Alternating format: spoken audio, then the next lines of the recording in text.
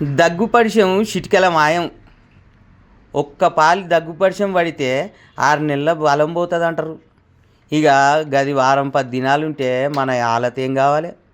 సూది గోళీలు వాడాలి, మసాలాతోటి నాటుకోడి గట్టి వండుకొని తినాలి. ఇంకా తగ్గకపోతే కాళ్ళచొరవ తాగాలి, దగ్గు టానికులు తాగాలి. ఈ ఎంత చేసినా కానీ జర్రంతసేపు ఉపశమనమే తప్పితే రోగం మొత్తం నయం కాకపోయే.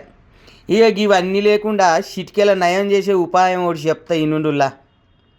పసుపచ్చ రంగు వారిన నిమ్మకాయని తీసుకొని గదాన్ని నిప్పుల మీద లేకపోతే గ్యాస్ మంట మీద కొంచెం సేపు ఉడకబెట్టాలి.